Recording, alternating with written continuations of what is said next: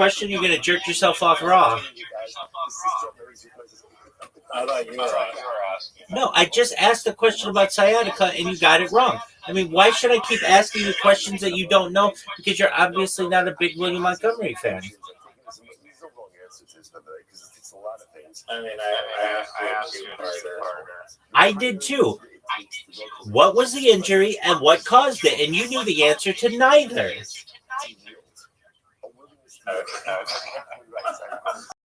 Calm down. Well, you're just rocking with the best. You're with the best. I mean, you're over here asking me questions about a fucking check number that he got from his previous employer. I remember that he got back pay, and you're like not giving me credit for that. I know that his fucking dog's name's Gator. You say it's Gator Montgomery. Like, dog, what the fuck? What does William Montgomery podcast enjoy to do during his spare time? And finds itself, nestles itself in your backyard for prolonged amounts of time. It just could happen. It could happen, right? So You want to lock that in? Silent? We can lock in silent. Was this? But this is actually a really good question. Truthfully, was this a quiz about William Montgomery or William Montgomery's podcast producer? Because I don't know shit about that motherfucker. I know about William Montgomery. So give me a question about William Montgomery, son. It is a question about William Montgomery. You really care about William Montgomery. You would know his producer's favorite actor. I mean, I think you answered the question yourself. You're obsessed with William Montgomery's podcast producer, and I don't give a flying fuck about that person. I care about William Montgomery. I come up with another William one. No, that wasn't a William Montgomery question. That was about William Montgomery's podcast producer, and that is a different question. And it's a different topic. I'm not here to debate William Montgomery's podcast producer questions. You can know all you want about that motherfucker. Nobody cares about that person.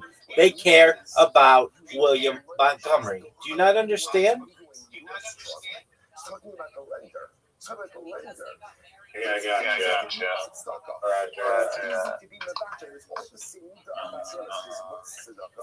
Let me see if I can think of one. It's my money. It's my money. I worked for it. I worked very hard for it. I earned it. Why should I give it away? You have to have emotional backgrounds. William Montgomery pulled out what sort of item in the parking lot around 2 years ago. Well, a lot of them. He called that his car keys at one point. That's the kind of person you are for others. Okay. I'll be there for you as well. Boxy item pull out. Back to straight up. Which boxy item? Yeah. Did he pull out of his? Did he pull out? You said which boxy item did William Montgomery pull out of a parking lot? He'll be burned by fire straight up. Did he like assemble in a parking lot? The punch the first time over here is once you're married to Rachel, right? Once you're married to Rachel, he can marry Rachel's mother. And if he does so, it's punishable by straight up. They want to say, who's punishable by straight up? It doesn't, Rachel didn't do anything, right? Yeah, because you didn't even make it a full sentence previously. So please do. So why does it say that Which item did William Montgomery assemble in a parking lot? A rope. 2 years ago, it was boxy shape. Just the boxy item. Was it an? Let me just clarify. Was this an exercise machine? says, what exactly is the machlokes over here? I'm not buying my shmos darshan ikaminayim. What's the machlokes over here? It's how to dash in the pasuk. It was a. It says, right, you say that we go ahead and we put it down. Was it a piece of furniture? No. Doesn't mean both of them. Boxy item. You'll never guess. A coffin. I guarantee you'll never guess. Okay, well, what is it? It's one of these cardboard boxes that are like a closet. This like a bar that goes across. I know what you're talking about. It's a temporary closet. Yeah. Okay. Nobody would fucking understand that. Wait. That is a piece of furniture. The prohibition. A cardboard boxes are not. Wait, no. Are you talking about he assembled like a temporary closet?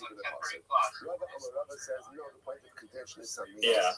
If you want to call it that. That is a piece of furniture, dog. That's not furniture. It absolutely is. Closets are not furniture. Dog, get the fuck out of here. What a shitty question. And I got it right. No, ask if temporary closets are considered a piece of furniture. They are. It's like an armoire. In fact, the mother-in-law prohibition remains even after death led to the point that the relationship is punishable by death. Rabbi Akiva Sabar Yisur Babar. It's only in Isser. I'm going to say only in Isser. It's Asar, but it's not Sreifa. Okay, it looks like that brings to a conclusion our sugi on Sreifa Shkoyach. Says the Mishnah. Temporary closets, like portable organizers, are usually never considered furniture. Dog, fuck you. They are. So, Are closets and temporary racks considered furniture in some conditions? if it's movable and it's not a fixed item, no one considers that furniture. Wait, yeah, temporary racks, however, are typically classified as furniture because they are movable, freestanding, and not permanently installed. They include freestanding clothing racks, temporary hanging shelves, or portable closet systems. Yeah, they are. That is furniture. And Okay, so you're saying you want to document correct? Yes, furniture and not temporary closet that was made of cardboard box. I'm saying that he has talked about putting multiple things together in a parking lot, and I didn't know if you were referencing when he put together furniture, which is his temporary closet. Okay? And you didn't give me proper guidance on what you were referencing. First, you said this is something that he got out in a parking lot, which isn't even, and I said car keys, which is correct. Okay, shitty question, terrible question asker. All right, how about this? William Montgomery has a hobby that, dude, I could ask so many questions on this, and I'm going to. William Montgomery has a hobby that he likes to do, and he has a strategy that he follows with this hobby. And I'm going to ask you, when he does the hobby, what does it do? So there are a few questions in here. All right, so I recall, he says he found this to be a relaxing hobby. And I'll say it's done indoors on a table. What hobby is it?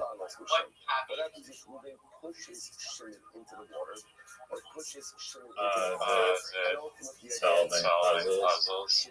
What is his strategy? Oh, so I got it right? I mean, I gave you the answer. What else is he doing? You didn't give me the answer. You said it's done on.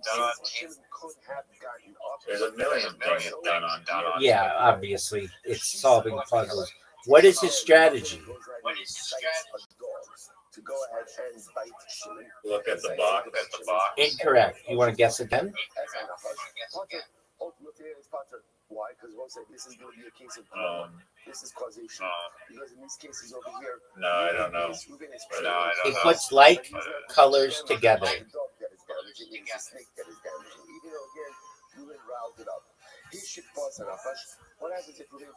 All right. Unreal. Here's another question. He recently discussed a puzzle that he completed. And Barnyard. incorrect. And the puzzle that he completed had to do with something you find inside your house.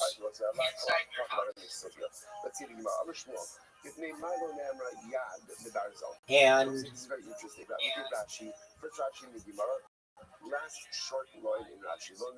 he named something that you find inside the thing that you find inside your house. Or most people would find this inside their house in the Western world. And it is... I'll just basically give you the answer, but you won't get the next thing. It is an appliance.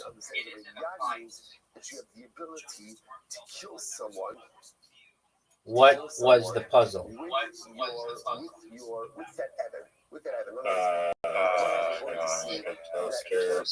Get the fuck out of here with that toaster bullshit. It was a refrigerator. And what was the puzzle of the refrigerator depicting? And somehow, and again, under normal circumstances, what would have happened if you threw a pebble at someone? Surrounding area. Incorrect. It had the doors of the refrigerator open, and you could see all the food inside. What is one of the foods that was inside that he describes? So that's I told you use Lashon of Yad by Evan and by Ace. So he mentions why doesn't it use the same Lashon of Yad by Barzal?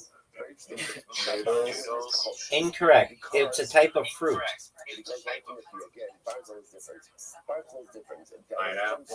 That's incorrect. You want to guess again?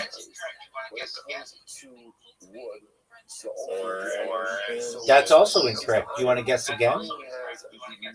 Apple. That's also incorrect. You want to guess again? Great. Incorrect as well. You want to guess again? Lemon. That's also incorrect. Would you like to guess again?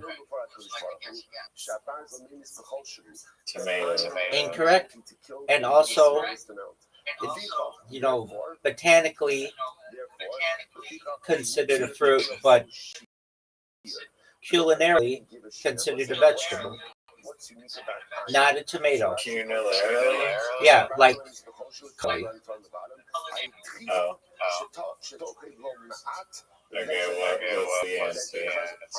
I'll give you another clue because obviously you just keep incorrect. Guess again. I don't know what's my hand. It's a type of melon. Cantaloupe. Incorrect. Guess again. Water. That's correct. And how many seeds were shown in the puzzle of the watermelon? Between 2 and 58. That's incorrect. What the fuck? No, it's not. Oh, it most certainly is, and this was a discussed topic between William Montgomery and none other.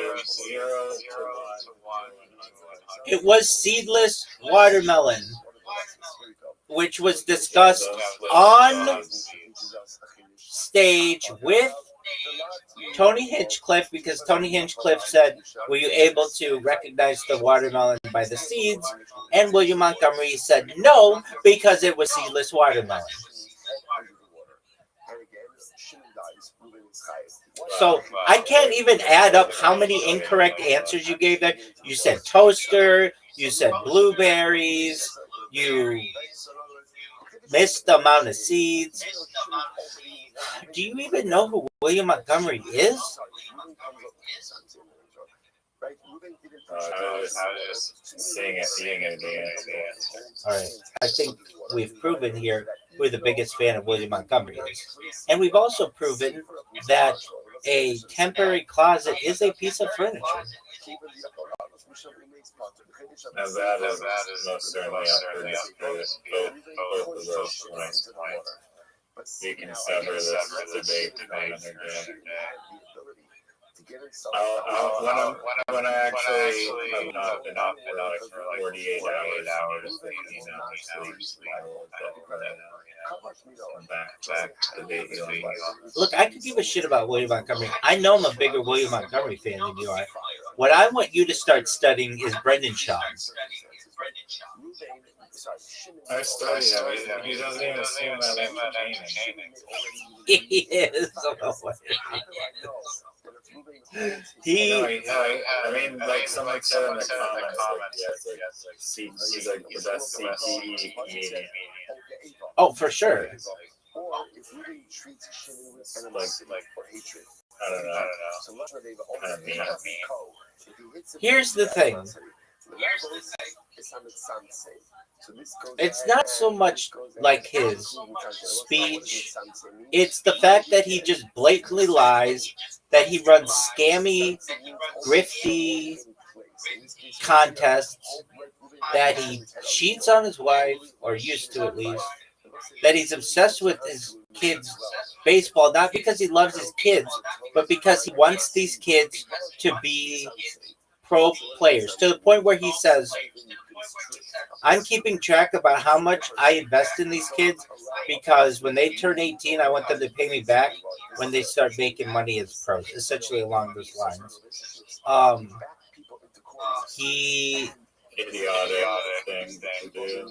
Oh yeah, but he even said, like on a recent episode, they talked about some pro player who paid off their parents' house when they went pro, and Brendan Shaw was like, "That's the least you can do. That's the least you can do." I tell my kids, I'm gonna see one Keep more. the lights on for this podcast. Basically, that they don't know how much I do for them. My kid was going to school the other day, and I was dropping him off, and I said to him, now his kid's name is Tiger, like that's his real name. He says, "Tiger, I am gonna ask you, do your friends' dads make them protein shakes?" He is 9. He doesn't need fucking protein shakes. Okay? No. Do they pitch batting practice with them? No. And when I'm gone, meaning when I die, you're gonna remember all of this and all of these times. And he said that he did it so that his kid would cry before he went into school. Jesus. Not only that, he flipped out on his son. He's like, he always talks about this. He says, when my kids are playing a game, I always make sure to remember that, like, no criticism to any child has ever, like, helped the kid. Meaning, like, trying to give them advice while they're not doing well, just to let them work through it. But I didn't do it in this one case, and I cussed in front of the entire team. I said the F word, and I had to apologize to all the other coaches and all the other players. These kids are 9. There's no reason why you should be saying the F word in front of them. Like, the mom yells that shit, yells SHIT in front of 9-year-old kids. Like, that's not a good example. No, I saw somehow footage of them being kicked out of the Yeah, exactly, because the parents of that league hated him so much. that they like downloaded the video from the website that like has that has it and then uploaded it because they wanted the world to see. You know, you were like, is there anything redeeming about him? Yeah. Um. So there. Remember, I said they had this like designer baby. She has some issues. Like they didn't know exactly what it was. Um. When she was a little baby, or like normally children walk anywhere between like 6 months and a year and a half. It just depends on their development. But their kid was not. And they didn't know why. And this is a sad thing. Like I think it was something like this. I could be wrong, but uh, Joe Rogan was having a fight companion or something. No, it wasn't. It was something like that. And like the boys were basically going to be in a hot tub, the guys, like their friends. And it was the night that his wife went into labor, and he wasn't there for the birth, or he came late or something because he was hanging out with the boys, and the wife, like basically the baby didn't get enough oxygen, and she has a condition called, I think it's called like hypertomia or hypotomia, something like that. But basically, this baby doesn't walk the way that it should be, and she needs braces on her legs. And Brendan really showed concern, and he was working with this kid in the pool and stuff. But usually he's only focused on the boys. He doesn't really care about the girl. But you know, the fact that she's not walking, he was really sad about it. But on January 2nd, this was really cool. The child took her first steps, and even though it's like really delayed, she's like starting to walk, and it's really beautiful. So, is there anything redeeming about him? Yeah, we want that. Everybody, those 200,000 people in that community, want to see that kid walk. Nobody rips on the kids for being like, everybody's really positive about the kids. They're just like, dude, your parents are absolute garbage. But we want those kids, and I'll, as a spokesperson for the homeless cats, we want those kids to be successful in spite of what their parents put them through. So according to Rebecca, the only time you're hired for damages. Oh, that's good. I guess. Yeah, I'll speak on behalf of the community. All right. Do you want any more William Montgomery trivia? Did you look at the Epstein bullshit? Yeah, I don't want to talk about that. That's terrible.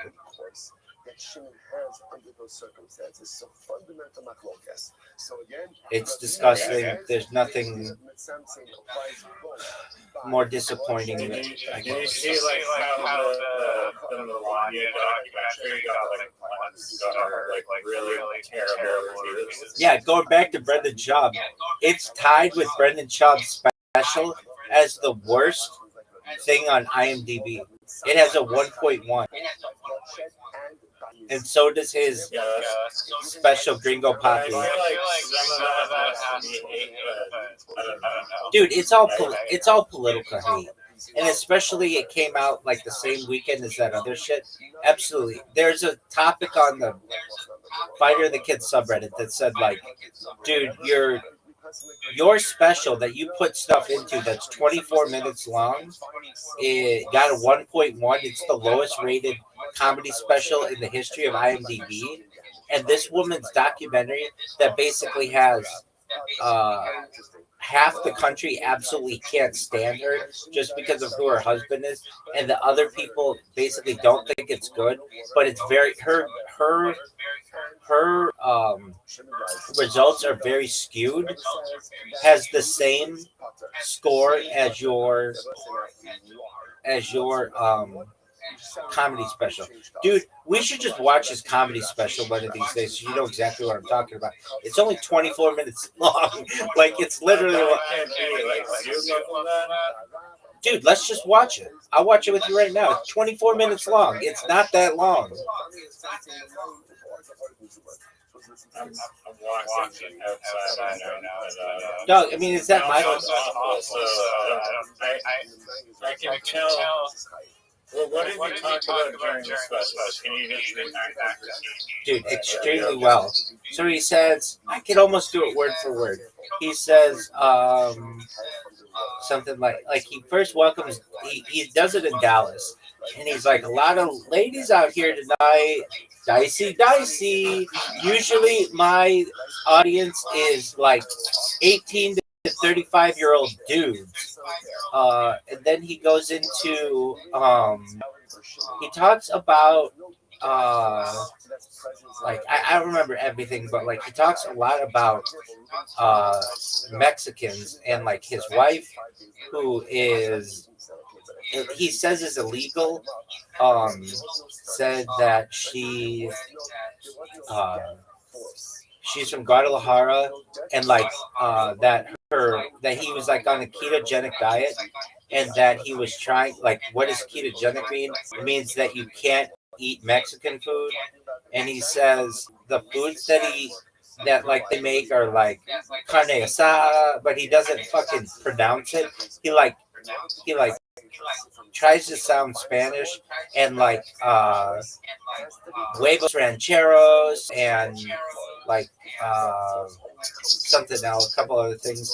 And then like he'll be like, his wife said that it was during the pandemic, and like the neighbors moved in or something, and like it would be nice if she made them some like Mexican cookies. And he's like, oh, what are Mexican cookies? Like chocolate chip with salsa on top? Like, that's just like a really weak joke. And then he talks about, you laughed at it. And then he talks about there, like, his big finish is something like, it was when he lived in, dude, you fucking love this guy. It was when he lived in he was living in Calabasas, and there was like a mountain lion that was spotted, and he talks about like he was gonna hunt this mountain lion because somebody saw it on a Ring camera, and he got like night vision goggles at the store and like a gun with like a laser on it, and just trying to hunt down this cat. And like basically his wife was like, are you gonna be able to get it? And then he went, and he's like, he goes outside to go try to find it, and then he realizes that like it's a mountain lion, like it's a lion of the mountains, and then pushes out and then runs back into his house, and like just is like, oh, I guess we live in its fucking territory. And then at the end he's like, that's my time, Dallas. I mean, that's like, it's 24 minutes long. It's not that long, and I just did like. Do you think doing like an hour-long special That's exactly what happened, because we have other people who were there who said it was originally like an hour and 6 minutes, but it wasn't funny. And so they took the best 24 minutes of it, which includes like a startup song. The startup song goes, thick boy squad, thick boy nation, thick boy squad, thick boy nation, thick boy squad, thick boy nation. And I mean, there's only like 24 minutes of comedy in it. And the background, they like made the background. It's like this, it's made out of like construction paper. Steve-O talks about it. Steve-O's like, I know where they even bought the construction paper. And in this interview, and Tony Hinchcliffe is like, what's this now? He's like, I'm obsessed with it. Like, I found out everything that he did. It was at the Dallas Improv. Like, basically, Steve-O said, like, I got obsessed with it. Like, and he's not the only one. There are people who, like I said, they spent 24 hours watching the special, and I watch them like at least once a week. Watch the special, and they just have it playing in the background for like 24 hours. And well, they only put out 12 hours of it, and the rest is on their Patreon. But at least I watched like this thing 12 hours, and then they interview people who were there, and then they interview some like bigger time UFC people to ask them about their their opinion on it, but like it's become like a cult classic. And if you watch it, is it the worst comedy special ever? No. It's like might have a joke or two that aren't that bad. But he like what's a joke that he says? This is the best joke that everybody says. He says, "Oh, they talk about the pandemic and how everybody in LA went on lockdown, and LA became North Korea with a beach, and that's like his big joke." And in a lot of ways, I mean, I don't know what North Korea is like, but during pandemic, LA was like pretty strict on stuff. Though I don't know how it was in comparison to Canada. But. Has he been? How long did he doing comedy before that? So he says he was doing it for 4 years before he did his first special, but it was really probably only 2 years. But that was a big special. That was on Showtime, but it bombed. It was like Showtime's biggest comedy bomb ever. 1.7 ranking. And then this is another thing that he did.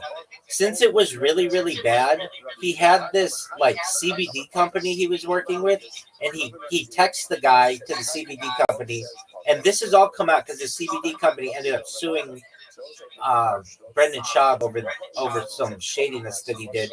But basically, he texts the CEO of the CBD company, and he says, "Look, my Showtime special has really bad reviews. Is there any way we can use like the customer list of the CBD company to say like, hey, you can get 50% off if you can get 50% off your next order of CBD if you give a positive review of you may be or you'd be surprised, which is the name of his special." So they're like, "Yeah, let's put something together. We can do that." So then they put out like a mass email to their customer base that says, "Hey, if you give this comedy special 5 stars or whatever, or 10 stars, like rank it at a 10, you get 50% off your next order of CBD." But then Showtime found out he was doing this and called Brendan Schaub and was like, "Hey, you cannot do this, and I am like, you can't manipulate the numbers." We had people with like when Amy Schumer put her special out, and somebody else put out their special. The numbers were like messed with, and you're not allowed to do that. And so Brendan Schaub had to go back to the CEO of this company and be like, "Oh yeah, Showtime called me and said we're not allowed to do that. So can you please just like take down that email?" It's like, "No, we already sent it out." So it's like, well, okay, take down that promotion. But then a lot of people in the reviews put like, "Dude, I'm only here because I was told I would get 50% off my CBD order. So I'm ranking this like a 10, but I've never even seen it," or like whatever it is. It's like, so then a few years go by, actually more than that, like a decade goes by, and that CBD company ends up suing Brendan Schaub because Brendan was supposed to do like a bunch of posts for them on his Instagram and never did, and it was a breach of contract basically, and now they're in some kind of legal case, and they served him. They tried to serve him at his house in Austin, but he wasn't there. He was at a pizza joint like down the street or whatever. So he said, "Just serve me here at this pizza joint where he was." So then there's that lawsuit that's going on. So he's got at least 2 lawsuits going on. He's got the one he's suing the small YouTuber. He's got that appeal, and then he's got the CBD lawsuit, and that's all we know about. But that's more than a person would want.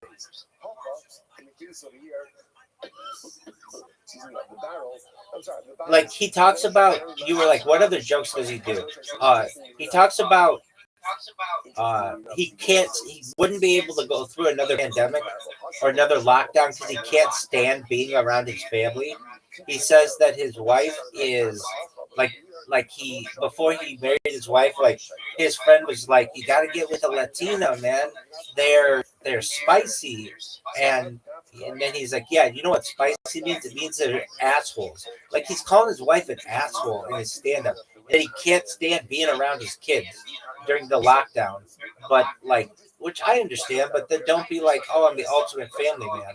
I don't know. I just talked about this fucking special for half the time of the actual special, which you could have just watched. That's true. But you do. Next time you come, we got to watch the special, dude. We'd watch both the specials. They're absolute dogs. Oh, dog, I can't even put into words. I think I'm like. I don't feel like he's like that word obsessed. My man, Like, you don't know the lore. Did you hear Shane Gillis talking about him and how hilarious it is? And Ari Shafir, it's absolutely fucking hilarious. When you get into the lore, does he ever address this? Does he ever address like swath people like basically mocking him 24/7? yes, he calls them homeless cats. He says their opinion doesn't matter. It's like they're homeless people. It would be as if it was a cat having a negative impression of him. That's where the term homeless cats comes from. Okay.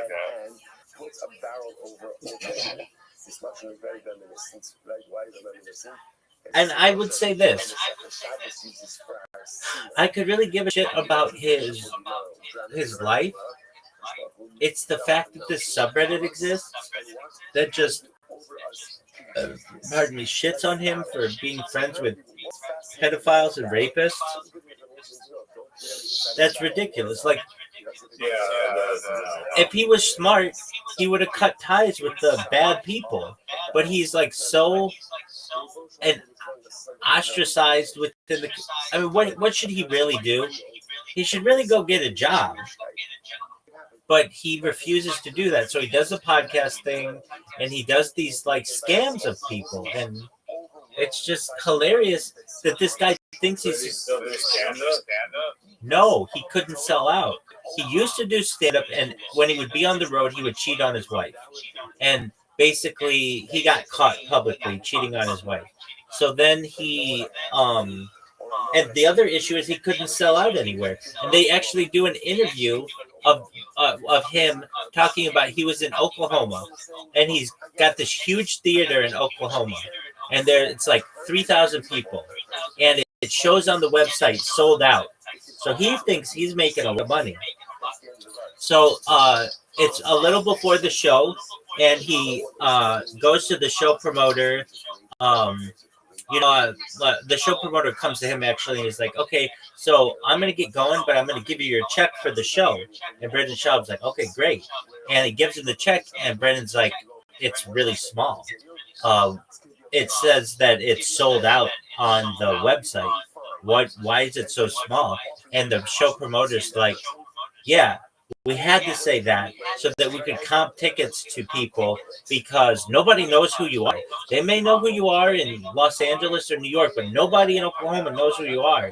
And you have to understand, we had to get the ball moving on these tickets because nobody was showing up. You sold like 18 tickets or something for like 3 out of 3,000 seats. And so you have to understand there are two things working against you. One, it was an Oklahoma Sooners football game that weekend, and two, there was like a tornado or something, like warning or something. So like he was supposed to do the show. He was supposed to do the show in front of like a packed house of 3,000 people, but nobody showed up. Only like 12 people showed up, and so he asked if the 12 people would go back to the green room and he could just perform in front of the green room, which nobody would do. And they're like, no, just go out there. You can go out there and give them a hell of a show. That's what the guy said. He said, look, and if you do a good job, maybe a few years go by and we can have you back. Like trying to give him some positivity about this. But basically, he was going around to different cities. They start with the tickets that, like, for a normal comedian might be like $100, and none of those sell out. and then they get down to where it's two tickets for $5, or it's just a free show. You can come to the show for free, which no comedian wants to have happen. The only thing is, it's like a 2-drink minimum, and he was getting to the point where people love your free show, but yeah, his material is garbage. yeah, it was getting to the point where his he wasn't selling out anymore, and nobody really wanted him. And not only that, but then he found the Temptations on the Road to be really big because he was cheating on his wife when he was there, and that's not good either. And for as bad a comedian as he is, this is what he's failed at, and this is just what I know. Okay, so he I don't want to say he failed as a football player. He did play Division I football, but what he failed at is saying that he's an NFL veteran. Like he never made an NFL roster. He never even made a practice squad. He says he had a cup of coffee with the Bills, but that's not playing in the NFL. The Bills have open tryouts where you could try out, I could try out, but that's not making the team. But he says that he played that as a professional sport, which is kind of a failure. Okay, UFC, he was had a bunch of famous people on the podcast. totally. Whoever He absolutely has. He had the UFC. He was on the UFC's Ultimate Fighter, and he at one time was ranked usually probably in the top 15 of UFC. Some people say the top 10 in the heavyweight, which is good. He went 10-5, and he got his shit tossed in his last 5 fights. I think he lost, or something close. Maybe not the last 5, but he lost 5 fights total, but he lost his last two fights or something. And then Joe Rogan has a heart-to-heart with him and says, "Look, you're a funny guy, but you're gonna do a lot of brain damage to yourself if you continue to fight." And that's where he says, if you go and fight this one guy, how do you think you do? And then Brendan Schaub says, "I think you'd be surprised." And Joe Rogan says, "I think you'd be surprised." And it was the number one. And then when he retired from UFC, it was the number one Joe Rogan podcast up until the Elon Musk that he did in like 2018. So it was a really big podcast. All right. So here are his business ventures at which he's failed. He did something called, he's had a ton of podcasts. So he did the King and the Sting, which then became the King and the Sting and the Wing, which then became the Golden Hour, which is still going, but it's not popular. Okay, then he did something called Food Truck Diaries, where he would have fighters come to him, and like they'd go to a food truck and they talk about fighting. That failed. He did he was on Showtime, and he was on E, and he would do like red carpet stuff, and he got his contract wasn't renewed, or he got fired from that because he was making fun of the celebrities like on camera, which you're not allowed to do. The celebrities like come out with like kind of outrageous clothing. You can't go out and say like, this guy looks like a doofus. Like, you're not allowed to do that. So he lost his gig with E. He lost his gig with Showtime. Then he did he did have a show on Showtime that got canceled as well. Then he came out with his own whiskey known as Tiger Thick Whiskey. That failed. It went from being $100 a bottle to like $70 a bottle to $60 a bottle to $30 a bottle, and then he sold the company, he said, and that's no longer a thing. Then he had something called Tiger Thick Boy Productions, where he wanted to be a music producer, and nobody wanted to sign with him. And so he didn't. They put out like a few songs. Nothing really came of it. Then he put out it's called Thick Boy Bicycle Club, which was he wanted to get into bicycling, like 2-wheel bicycles. And so he was going to do a bicycle run from San Francisco to LA, and he quit like 1/5 of the way and just gave up. And so like he just stopped doing bicycles. He did what else did he do? He's done like another 5 things. So then he had Drive Fast All Gas, which is an anti-electric thing that hasn't posted in 10 months. and nobody really does anything with that. It's like that's just his thing. What else did he do that failed? I mean, you can't hate on him for taking risks and trying, but it's like he's just not really good at anything. He did. What he did something recently that didn't do well. I forget what it was, but his he has this. Oh, I know what it was. He has it's called Gearheads Gone Wild, which is his next thing that he wants to do, which is like a play on the Girls Gone Wild thing. But as of right now, he only has an Instagram for it and a T-shirt. Anything else? Yeah, he has one called what is it? Abbott Kenny Fight Club, which is Abbott Kenny is like a really nice area of Venice, California, which is it's the main street, and it's like how would I describe it? It's like very foodsy, like very very hipster, and they thought it like the opposite of that would be like a fight club. So calling it Abbott Kenny Fight Club would be like really good, but they never started an Abbott Kenny Fight Club. But it's a bunch of t-shirts. Amazing, I guess. That's exactly right. I mean, you get the point. Like everything he does, he basically tries to have the next big idea, and it just he doesn't see it through, and he gives up on it, and it isn't very successful. So then his newest thing is Drive Fast All Gas, and even Joe Rogan can't get the name of it correct, and it hasn't posted in 10 months, but yet he still puts out car content. But it's not even like, hey, we're gonna change the oil on this car today. It's like, hey, I'm gonna get my car modded. He drops it off, and then right before it's done, he'll take out 2 bolts and be like, all right, I helped. And it's like, dude.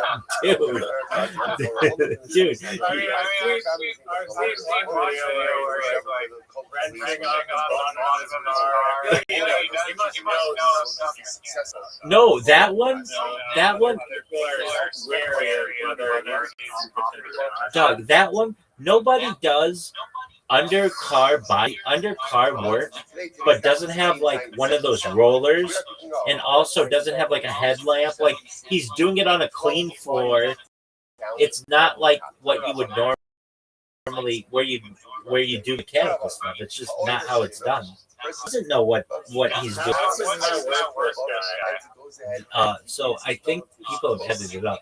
In the UFC, he made something like $400,000 or something, and then when he would tour as a comedian, he would make just short of $1 million. But there were a lot of expenses with that. And then with The Fighter and the Kid, he makes something like maybe $400,000 or $500,000 from that. He's got expenses to that though, but that's with already paying Brian Callen. He pays Chin, his producer, $100,000 a year, and then he I hate that I know all this about him. And then he has his own show, which does maybe another $200,000, $300,000. And then he has the Golden Hour, which does maybe another $200,000, something like that. And so all in all, he might be making $1 million a year, but there's a lot of overhead in that. $300,000 of that goes to Brian Callen. Another $100,000 of that goes to his producer. And then he's got to pay D'Elia and Eric Griffin, so maybe they're getting $100,000 or $200,000 each or so. I mean, it's not exactly. And then, yeah, so each one of those ad reads that they do is like $5,000.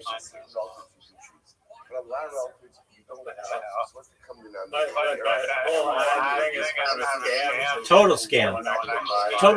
If you ever watch,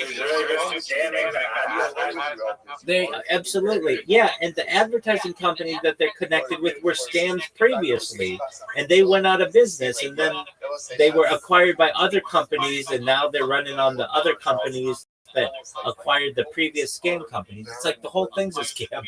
If you ever watch, he posts a video, it starts out with like 7 views, and then all of a sudden goes up to 25,000 views, and then goes up to 40,000 views and stops. All his videos have 40,000 views on it. Like they all, and they used to get like 1 million views. They used to get a lot of views, and they just, his channels show no growth. I mean, it's not. Oh, so what else did he do that was recent? Like this summer, he got into boating for a little while. He's gotten into hunting. He got into archery. That's all been in the last year. But he literally went, and as an archery person, they're like, you're such a natural. You're like, usually it takes us like 50 arrows to teach somebody how to shoot, and you're able to do it in like 5. And so he buys all this stuff for archery, and then puts a target in his backyard and never uses it. His neighbors were like, hey, you say you want to go hunting, we're gonna go hunting this weekend, or like it was like on a Monday afternoon, you should come with us. So he's like, okay, well, what do I wear? Do I wear my like Jordans? They're like, no, you wear like boots, and like you already wear camo shit, just wear that. And he's like, okay. And so they go, and it's like basically it's not like normal hunting where it's like the animal has a chance. It's like they put a fence up around the property, and so the animal's basically trapped. And then there was a deer, and not just any deer. It was like an albino female deer, like the least intimidating deer that you could find. And they're like, yeah, that's the one. So he killed a white. Posting like he's like out in the wild.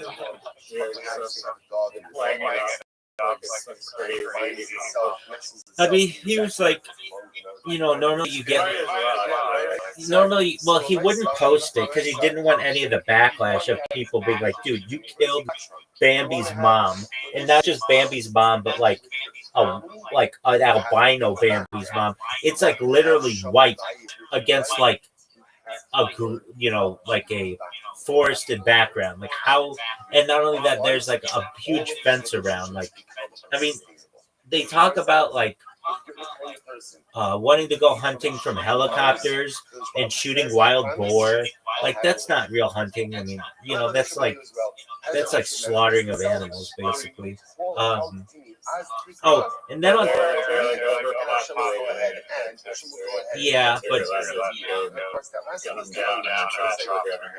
but you don't want this guy doing that job. And then on top of all of that, one of the people they have on who is a like one of the fill-in hosts when Brian Callen's unavailable is this guy named Tim Kennedy. And Tim Kennedy has been accused by the United States government of stolen valor. So Tim Kennedy was like a Green Beret. Like he was like, that's like a really high, really special force in the U.S. Army. But Tim Kennedy wasn't satisfied with just being a Green Beret.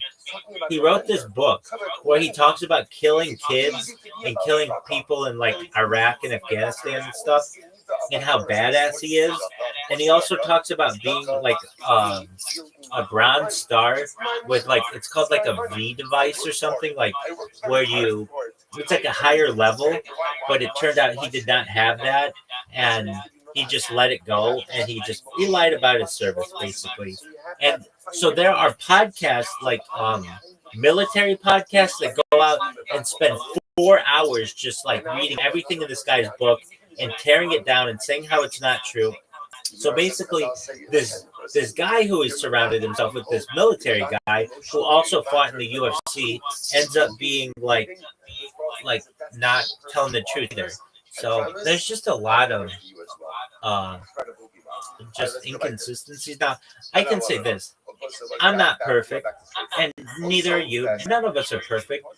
But if anybody, calls us on the carpet for something, you can say, look, I made a mistake, or whatever it is. Like, you know, it was a long time ago, or I had to do it because my life was on the line.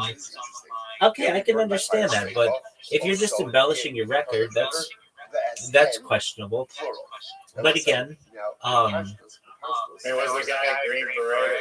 he was a Green Beret. That wasn't the question. It was the question of there were a lot of questions in his book that turned out to be like incorrect. Like every chapter had something wrong, and I've seen these military guys like interview people who knew him at these times. They're like, that's not how it went down. Like if you go, he would. There's like something like that said like we went into this like village and we killed all of the women and children there. We just had to do what we had to do. And people were like, so you're basically like talking about like writing in your book about war crimes, like you can be court-martialed for that. And the people who were there were like, it did not go like that. I don't know why he would like say that he committed war crimes. That's just not how it happened. And then the big one was he was like, they said that he had special medal that he did not have, and so the United States government investigating him for it. Now, you know, has everybody ever like basically I don't want to say made up things, but like inflated themselves? I don't think anybody's perfect, but this is just one of those things where he doesn't really acknowledge it. And so the guys who Brendan Schaub surrounds himself with are like this guy who is hated in the military. The military hates this guy. There are podcasts about how bad this guy is. And then it's a rapist and a child molester or whatever. It's like, and that's why we say whatever this guy touches. Exactly. And that's why the thing is whenever anybody leaves this guy, they become very successful. Theo Vaughn's career skyrocketed after he left this guy. He started interviewing Donald Trump and JD Vance and like all these really important movers and shakers. When his producer left, he was in Super Bowl commercials and he was on Saturday Night Live, and he was in like a bunch of commercials recently. He's on commercials for all kinds of shit. And then like his other assistant, like she became like a OnlyFans model, like a clothed OnlyFans model, and makes like hundreds of $1,000s a month. Like anybody who leaves this guy does really well, and anyone who aligns themselves with him, like Brian Callen, gets taken down. Like anyway. And when you're like you're obsessed with this guy, again, it may seem like an obsession. The guys of the podcast that I watch, those are the guys who are really obsessed. But I'm like in it like Shane Gillis is in it.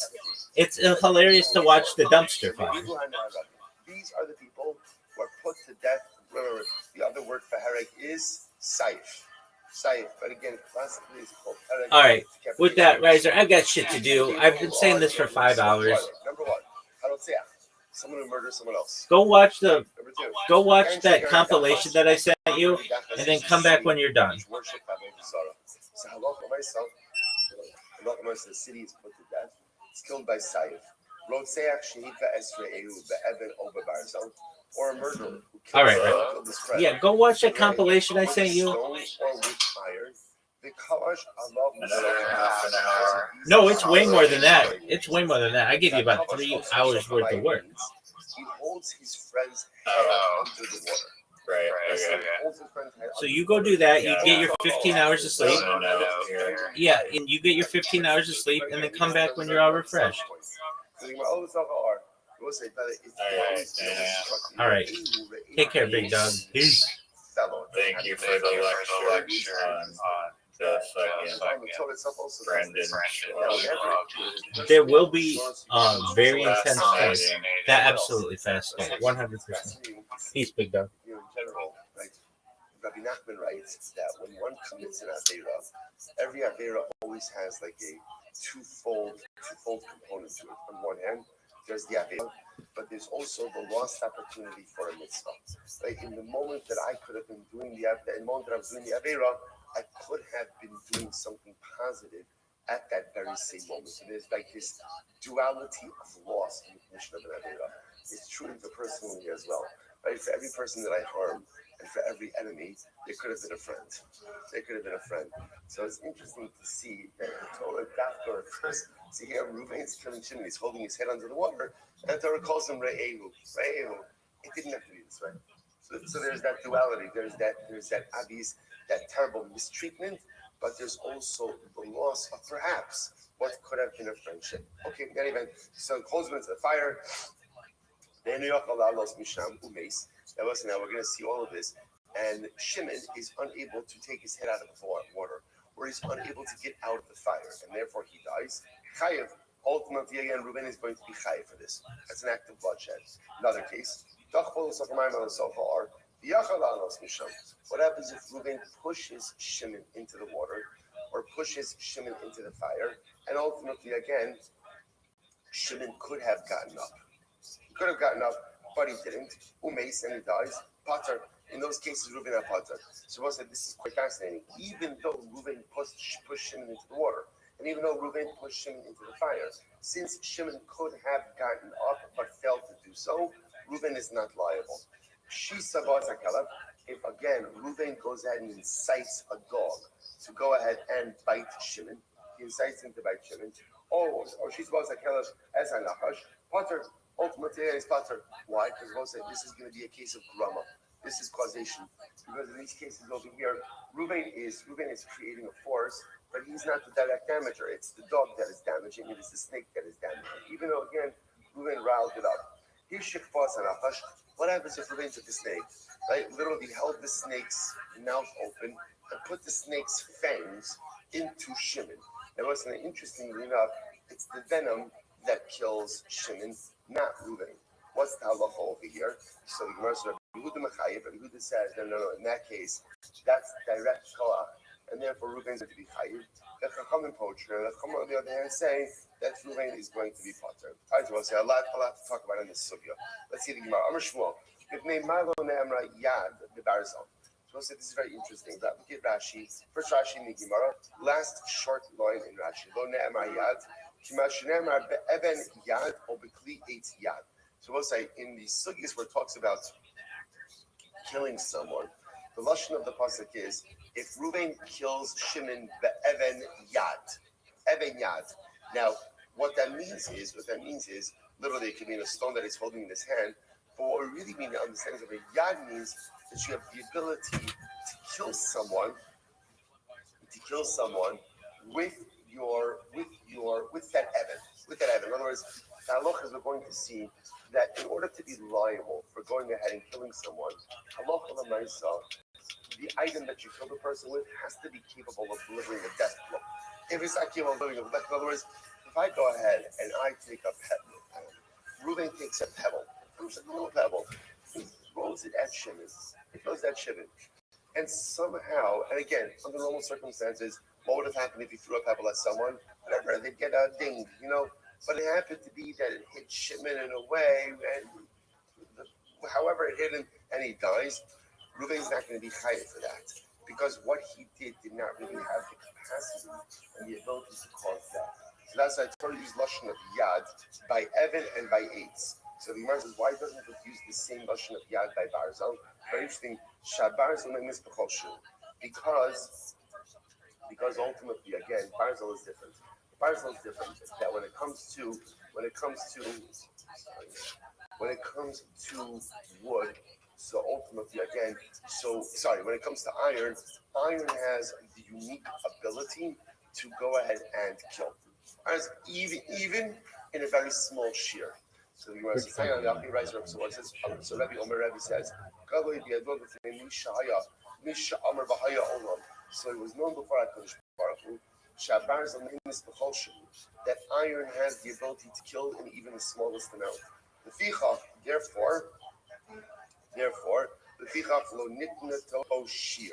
Therefore, the Torah didn't give a shear. What's unique about iron? So Rashi points out over here, Shabarzal is the third white line from the bottom.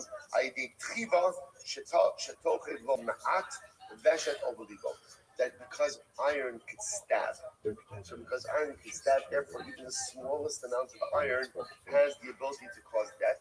Therefore, the Torah doesn't use the lesson of yad. Yad means that normally the item you use to kill someone has to have a shear in order to generate liability. When it comes to iron, because iron is so dangerous, even with the shear, ultimately again there's going to be liability. The Hanimili, the Barzini does, but this is all assuming that what? This is all assuming that halacha myself, one went ahead and pierced an organ that could be fatal. Okay, the Kalvash Havasakhamai. Listen to this. Remember, the Mishnah said if Reuben goes and holds Shimon under the water, there's liability for that. So the Gemara says like this: the Gemara says, the Sefer Abu Sakamash. Both the Reish and the Sefer at the beginning and the end of the Brisa, both teach us tremendous lessons. What are the lessons? Here we go. So the Reish Abu Sakamash. In the first case, the Mishnah teaches us a chiddush. Afagav telav iudachol kevan de'inachol lalos misham umeis chayiv. So we'll say in case number one of the Mishnah, what's case number one? Case number one is where Reuben holds Shimon's head under the water. And again, Shimon dies, Reuben is chayiv. What's the chiddush there? The chiddush there is, how did Shimon get into the water? I don't know, but Reuben didn't put him there, or Reuben didn't necessarily put him there, right? So in other words, the chiddush in the Reisha is, even though Shimon's already in the water, Reuben didn't put him there, but if Reuben comes up, right? Reuben didn't push him in the water. Shimon was in the water. Reuben comes along and holds Shimon's head under the water. There's liability for that, even though Reuben did not place him there. Sefer Abu Sakamash. What's the chiddush of the Sefer? Afagav the dachval, kivan the achalalos misham umeis pater. The chiddush of the Sefer is, remember what's happening in the Sefer? Reuben pushed Shimon into the water. But now again, and let's say Shimon dies, Shimon had the ability to get himself out of the water and didn't do so, even though he was only in the water because Reuben pushed him there. Reuben will not be liable. Incredible. Kavash Minoan. They'll say, how do I know that there's liability for holding someone's head under the water or for holding someone in the fire? In other words, that here, I didn't create these circumstances, right? Shimon may already be in the water, or really, Shimon may already even be in the fire. How do I know that if Reuben holds his head under the water, or holds him in the fire, that Reuben is liable? It's very interesting. Shmuel Domerkra, Pasuk says, Obe'eva. Or if Reuben treats Shimon with animosity or hatred. So Lashon of Eva, Obe'eva hiko. If he hits him with hatred or animosity. The Rabbos is Hamet Samse. So this goes ahead and includes Mitzamse. What does Mitzamse mean? Literally again, constricting. Mitzamse means holding someone in place. In this case over here, Reuben holding Shimon's head underwater. Reuben holding Shimon in the fire. There's a tremendous hospital in this as well. It's interesting. How does the Torah define animosity? What's Eva? Mitzamse. So what does Mitzamse mean? Sometimes when you constrict a person, you don't allow a person to move. You don't, I don't mean physically, well, this is not physically, but sometimes, especially in relationships, we back people into corners, and they cannot be the people they need to be, or they cannot accomplish the things they need to accomplish because someone is constricting them. There's simsum. When you constrict a person, that's evil. That's animosity. So much of life and so much of relationships is allowing people to be who they need to be without trying to make them in our own image. In relationships, there's a natural Yetzer Hara, whether it's in parenting or whether it's in marriage, to make other people in your image. Right? I need my kids to look like this, to be like this. I need my spouse to be like this. That's what our relationships are about. Relationships are not about making someone else in your image. Relationships are about forming and creating beautiful synergistic partnerships so that you can accomplish more as a collective than you can accomplish as an individual. And when you're mixancing someone, when you constrict someone, the Gemara says that's Eva, that's animosity. Incredible. Hogava, story. There was a guy, so Reuven had Shimon's animal, and what did Reuven do? Reuven tied up Shimon's animal so that it couldn't move and left it in the sun. And as a result, the animal died. Heat exposure, the animal died. So what's the halacha? Ravina Mechayev. Ravina said that the guy was potter. I can call him Ruvain. Bara said he was Potter. Okay, so what's going on over here? Ravina Mechayiv. So Ravina says, of course he's Chayiv. Why?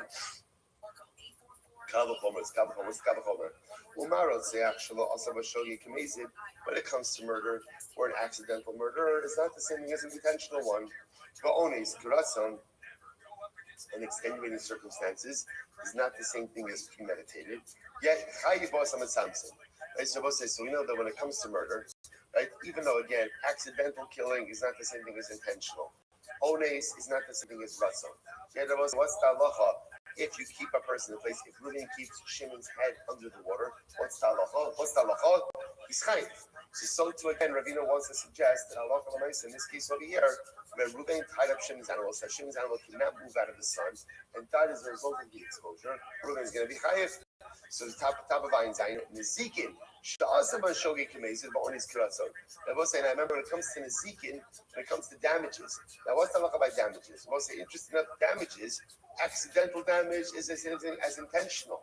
Ones is the same thing as Ratzon. Why? Why is that? Why is that? What's kind of like the operating, not phrase, but the operating concept by Nezikin? Adam Muad Viola. A person is always responsible for his actions. So when it comes to damages, they say, "Oh, I'm so sorry, there was an accident." Okay, I forgive you. Hey, right? Oh, it was only extenuating circumstances. I understand. Hey, you're always responsible for damages. That's the Venus Kavachon, which is very interesting. So that when it comes to taking a life, so where there's a distinction between intentional, unintentional, ones and ratzon, yet you're chayiv for confining someone, right? If Reuben holds Shimon's head underwater, he's going to be chayiv for that. So therefore, again, if Reuben ties Shimon's animal in the sun and the animal dies, Reuben's going to be chayiv for that. Vachara says, no, that you're part of why. Why is it that ultimately Rav is poter? Why is that? Most yumas from a makeh rotseach. So the pasuk says that the murderer will be put to death. Rotseach with the chayev lon mitzamtzim, benezikin lo chayev lon mitzamtzim. So ultimately, again, Rav Misharshiya's is fascinating. Sorry, Rav Acha's idea is like this: the din of mitzamtzim is one that is brought up by nezikin, by damages. I'm sorry, excuse me. The idea of mitzamtzim is one that is brought up by bloodshed. It's brought up by rotseach. Ultimately, again, the din of mitzamtzim is not brought up by nezikin. Which was I want to point out. Remember, we just learned out. We just asked, how do you know that you're high from mitzamtzim? How do you know that you're high for confining someone in a situation which results in their death? So remember again, what did the Gemara say? The Gemara says, "Obe'eva hikol biyado v'yamos." Remember, learn that from Obe'eva. That's talking about a case of murder. So the Acha will say the concept of mitzamtzim is dafka brought down in a case of murder. It's not brought down in a case of mitzvah, and therefore it doesn't apply. Whereas Mosai said, this is really quite fascinating. Just to understand that this fundamental machlokes over here. So according to Rav Acha, the only time you're chayiv for damages is when you actively damage someone with your own koach. But if, let's say again in this case, where Reuben takes Shimon's animal, ties it up in the sun, and the animal can't move and the animal dies, Rav Acha is going to say, you're not chayiv for that. That's not good. It's not good. We don't. Obviously, the halacha doesn't condone it. But there's no legal recourse that Shimon has under those circumstances. So fundamental machlokes. So again, Ravina understands that the din of mitzamtzim applies both by bloodshed as well as by nezikin. Rav Acha, it only applies by bloodshed, doesn't apply by nezikin. Incredible. Amar Rava, another example. I will say now, I'll tell you this as we go along. Halacha l'maisa. The Rambam Paskin is like Ravina. That mitzamtzim is chayiv both by bloodshed and by nezikin. So therefore, again, if Reuben ties up Shimon's animal in the sun in a way that the animal is going to die of heat exposure and the animal dies of heat exposure, ultimately Reuben's chayiv. Now, we have a couple of other pieces we're going to have to qualify over the rest of the stuff, but just to understand, nugget number one, we paskin like, well, it's not number one, we've had a lot of nuggets so far, but nugget number whatever, right? We paskin like Ravina. Like Ravina, that one is chayiv for mitzamtzim, for confining someone or something, both by bloodshed, by rotseach, as well as by Nezikin damages. Okay, let's go back to Amarava. Kafso Umes Barav, Potter. Very interesting. What happens if Ruvain ties up Shimon and Shimon dies of starvation? Whatever, 5 years later, Shimon's had no food, no water. I haven't known a person to survive without food and water. And Shimon dies. Shimon dies. So Rava says that Reuben is Potter. Reuben is Potter. Rava say now, why? What's like what? Which sounds very strange to us. What's the logic? Let's take a look at Rashi. Rashi's in the first short line. Kafso misbarav. The bishasha kafso in kan divar hariga. V'arav ba me'ela v'holich lechazak la'achar zman kol shah v'lo dami letzamtzim b'mayim u'b'or d'hori d'zuman. So let's listen to this. Essentially, right, we pass that mitzamtzim, holding someone in place and them dying as a result of being held in place is chayiv. That is only if the force which brings about death is present at the beginning of the event. So, for example, Reuben holds Shimon's head underwater, right? So Reuben is going to be chayiv. Why? Because the water, right, which is the vehicle of death, is right there and present. Right. Similarly, again, in the previous case, if you notice, right, Reuben tied Shimon's animal up in the blazing sun. The sun is there. The sun is there. But in a case where, let's say, Reuben creates only for Shimon, but there's no death force that's present in that moment, then Reuben will not be. So, for example, Reuben ties Shimon up. Shimon dies of starvation 5 days later. Okay, at the time that he but at the time that he tied him up, again, there was no starvation. Like there was no death force. So because there was no death force, therefore there is no technical liability. Obviously, I'm sure that Ibn Shalom is smiling upon Reuben for what he's done. We're talking about in a very technical, legalistic framework. Is there liability or not? Should Bezin execute Reuben for what he did? So I said this is very important principle. In order to be chayiv for confining someone, the death force has to be present at the time the person was confined. If the death force only comes later, there is no liability. Next, Bamarava, another example. Bamarava, Chafsa b'chama umeis. Let's see umeis chayiv. If Reuben tied Shimon up, and he tied him up in the blazing sun, right? Or he tied him up in the freezing cold. Ultimately, again, Reuben and then Shimon dies. Chayiv. Ultimately, again, so Reuben is going to be chayiv. But on the other hand, so chama lavo, so tzina lavo. Let's say Reuben ties Shimon up at night, and at night it's fine. There's no sun. When the sun comes up the next morning, by the time it gets to the day, Shimon's going to die of heat exposure. So Reuben's Potter. Why? Same idea. Why? Because at the time that Reuben tied Shimon up, there was no present death force. So because of that, ultimately, again, Reuben is going to be Potter. But Sof Kamalavo, Potter, incredible. So the Gemara says, Rava says, Kafso B'Fnari. So this is very interesting. If Reuben tied Shimon up in front of a lion, Potter. That's quite fascinating. Reuben is Potter. But let's say now, why is that exactly? Take a look at Rashi. Rashi's right across. Kafso B'Fnari Potter. Di'i nami lo haya kafos. Lo haya yakal hansa asal minari. Now, let's say, we do not pass this way. But this is fascinating. Why? Because also, clinical tests have shown that your chances of survival with a lion, whether you're bound or not bound, are non-existent, right? Rava says your chances of survival are no better if you're untied with a lion than if you're tied up with a lion. So therefore, it's interesting. So Rava says, if Reuben puts, and the idea here is going to see this. That Lamaisha, remember again, it was a wild animal. We saw this in the Mishnah about Shisa Basakav inciting the dog. Those cases seem a lot more like Grama, like causation. Because it's not Reuben killing Shimon, but rather what is it? It's the lion killing Shimon. It's the fact that Reuben went ahead and tied Shimon up. Okay, his chances are no better how to get untied. So how about Lamaisha? He's part of us happens to be. We're going to see that Rambam Haskins in a case like that, you actually chayiv.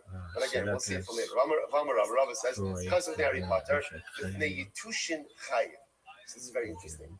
If Reuben ties Shimon up with Yitushin, what are Yitushin? Yitushin are gnats. So I guess it was a person Scheidel, dying Wade, as a result of Steinman, prolonged gnat stinging. Milchig, Yeah, Fleischer, Carb, yes, something Artificial disease or milk, whatever else reaction. dairy, So the nice one said, what's the idea over here? Irish, Because if Reuben was untied, what could he do?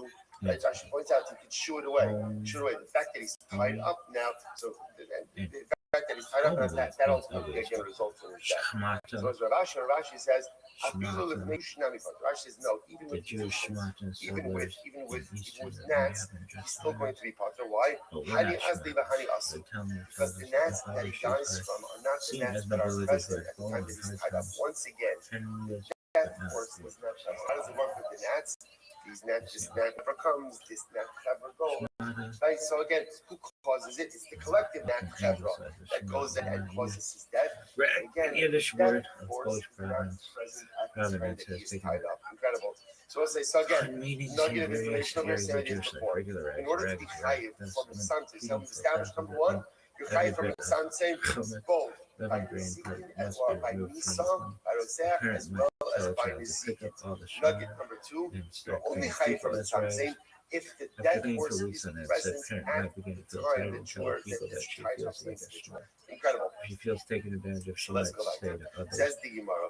Says If the Gemara. she It's feels taken advantage of, she might say that others are treating her like a shmata. People let's say arise when a Reuben person's took clothes Reuben are took a barrel, not quite as fresh he and put nice the as they barrel were. over It Shimon. would be accurate to say Right? that Not they are put just Shimon like over the barrel, shmatas. right? But he went Of ahead course, and he you put have to the be barrel careful about over saying Shimon. that, since speaking Rashi says over disparagingly here at of your others cross to the right, constitutes washing Kafa harm la forbidden Tigis, people. Umeis Rags to Bahafo. riches when And Eastern ultimately, European again, Jews began apparently the streaming issue was going ahead to and the North putting barrel America. over someone is they suffocate. When Eastern Over European time, they will Jews began suffocate. streaming to North America at the turn of the So the 19th Gemara says, century, Kafa la many Tigis, of them entered the garment industry. They were famous and what does Reuben industrialists, do? ambitious sweatshop Reuben goes bosses, ahead and humble opens up a piece of the ceiling so that cutters and frigid pressers, cold as well air as comes in wholesalers while and Shimon retailers is in every sleeping, corner of and the ultimately shmata kills him. business. Rashi says As over here, the entire industry came to be in all areas of he life, Torah he has opens up instructions for the shmata he traders. opens up the Don't mix ceiling, wool and and linen. cold air Wearing comes in. two So together is biblical. ultimately again, Prohibition knows is a biblical prohibition known as shabbos. Everyone deserves to rest on Shabbat. For a dry goods dealer, for a dry goods dealer, this is used to entail significant hardship. For a dry goods dealer, this used to entail significant hardship. And Saturday was easily the busiest retail day of the week. Sweatshop workers also used to find themselves walking horns with bosses who wanted them to keep producing every day of the week. In fact, the running joke in those days was that Shabbos was a composite of the word shush, right now, there's but Lamaisa, again, one can make the argument that everyone deserves to be paid fairly and on time and not be treated like a shmata.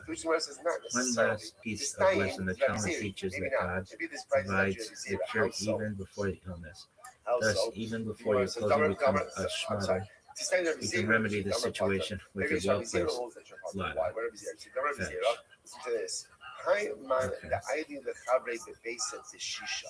If someone takes his friend, right? Reuben takes his friend into a house made of marble. Now, we'll say now again, the chap over here is not just a base of the shisha.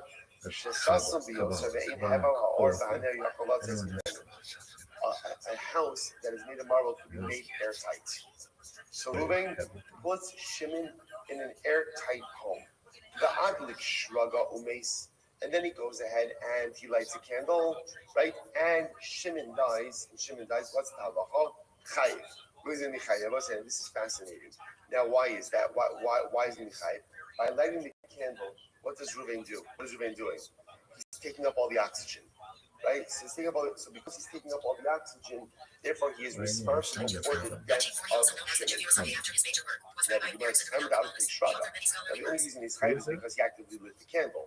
But the purpose is, had he not lit the candle, but he just put Shimon in an airtight home, I say he would not be chayiv, right? Why?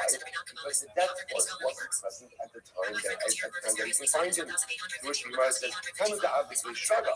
The reason everything is chayiv is because of the candle. How lo adlikli shraga lo? If he would not have lit the candle, he would not be chayiv. So could have been vice versa. Rabbi Zera, to which the Gemara says not necessarily. Amri, Shasam, no, sorry, Lo Amri.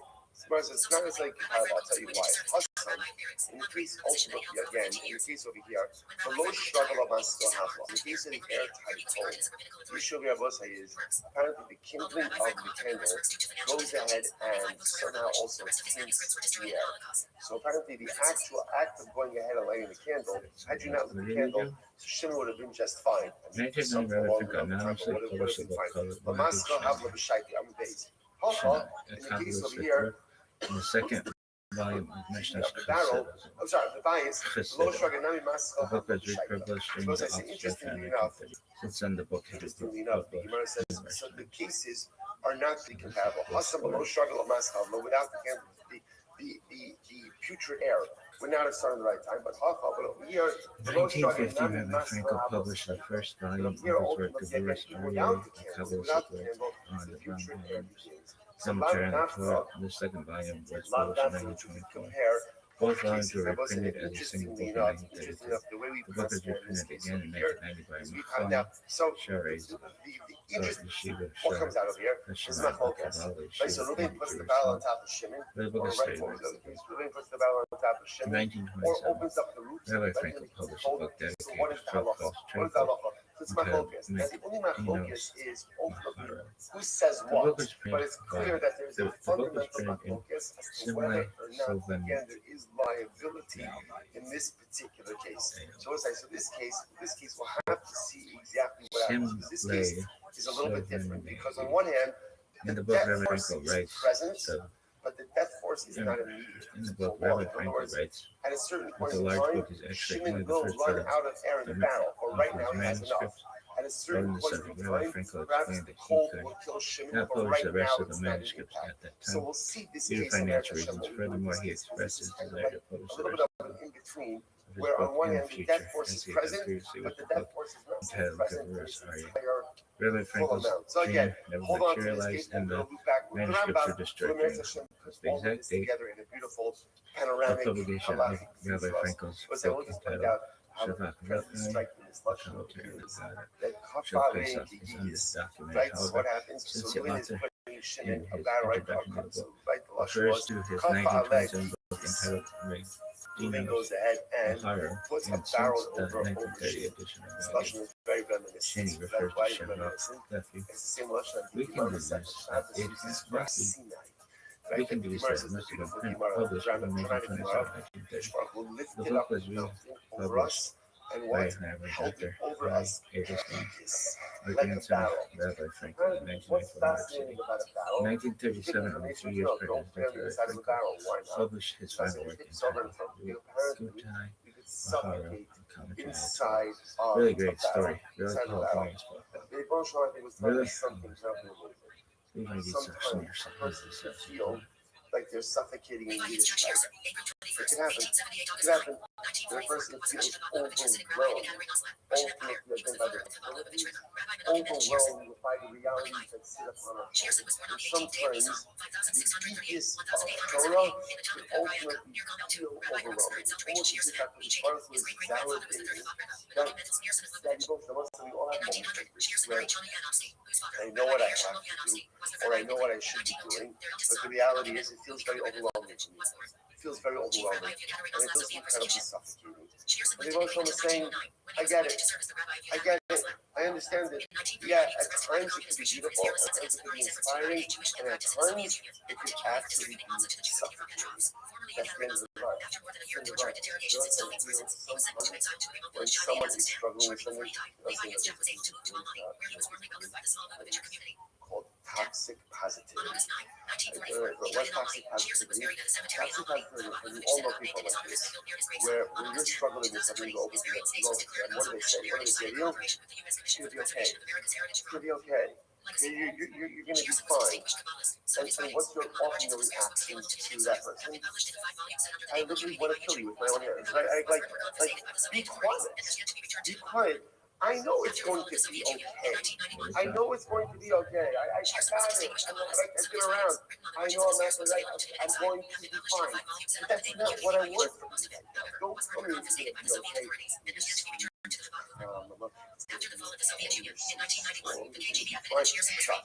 Right? I know. I understand. I got it. Right? I got it.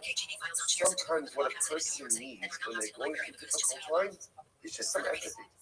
It's just some validation. That's all. Sometimes I know it's gonna be okay. I know I'll make it through. I know I'll stand strong. I'll remain standing. But just validate what it is I'm going through. That's all. Just tell me I understand. Just tell me it must be really hard. Or I'm so sorry that you're in this predicament. Or is there something that I can do to help? Don't tell me it's going to be okay. I think it was like a Catholic school for years. Guys, where do we learn this? Where do we learn? The positivity is really toxic. And sometimes the best thing to do for someone is just build empathy and just be there for them. Cover and hug your ears. I got it. This other thing, this type thing, it's big. It's big. And I got it. Sometimes it can feel like it's suffocating. That's it. No, but you can do it, right? But it'll be great. No, just know I'm not good alone. Just know that at the end of the day, I'm going to be prophecies. I'm the one who's holding the battle. It's not someone else holding the battle. I could just borrow from holding the battle. Because I'm holding the battle, we got this together. And I certainly understand that at times, your responsibility may feel profoundly overwhelming. All right, let's go back to that's the Gemara. Amarella, not fall apart, trying to disregard. Not fall apart, the swim on the bar. Moving pushes Shimon into a pit. Pushes into a pit, and what happens? But there was a ladder in the pit. So remember again, just to see what's happening over here. Now, interestingly enough, remember, a pit also has a header, right? A pit, you've seen this before, it's like a commentaries, right? That a pit has some type of like noxious fumes inside of it also. So clearly, it's penetrating the pit of God. The good news is, there's a ladder. But what happens? Upa Akra is still going, and what happens? Now, just understand a timeline of events. Reuben pushes Shimon into a pit, but the pit has a ladder. What happened? Now someone else came along. Upa Akra was still going. Someone else came along and removed the ladder. Okay. Afilu, who? Kadam is still going. Maybe even Reuben himself came along and took out the ladder.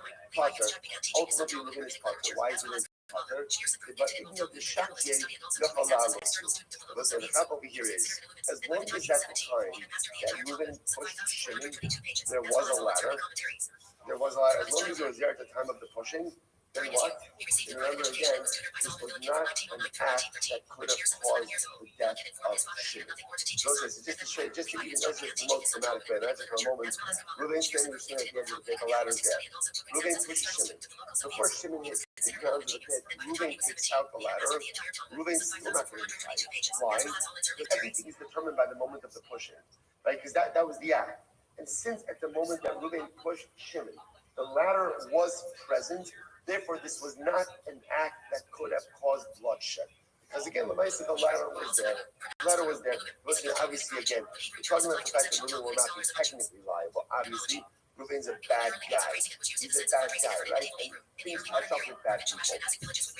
Rashi says over here, Kadam is still go, Kadam if you love Shosef, but even if the Shaki Yachalalasu, Upata Artikiel, you should see the Flamas to give a drama Ba'almo. So I say, especially since at the time that Reuben pushed Shimon, the ladder was there, even though Reuben himself took the ladder out before Shimon hit the ground. Ultimately, again, Reuben is not going to be tired. Incredible. So as Rava says, similar idea. Zarak hates the Shishtiyago. Let's say Reuben shot an arrow at Shimon. Shimon had a shield. Upa Achab, not low, but someone that after they shot the arrow, someone came and took the shield. Or even if Reuben himself took the shield, Potter, Reuben's going to be Potter. Why? Because even the Shaggy Day makes such a sticky delay. For I told there was remember, everything is determined at the moment that Reuben shot the arrow. At the moment that Reuben shot the arrow, what was the Matthias? Shimon cannot be harmed by the arrow. Therefore, this act of shooting the arrow was not an act that could cause bloodshed. Because it couldn't cause bloodshed, therefore, again, Reuben's not going to be fighting. Even if, as again, let's say Reuben's lightning fast, he shoots the arrow, and somehow after he shoots the arrow, he goes and he grabs Shimon's shield. So that now the arrow kills Shimon.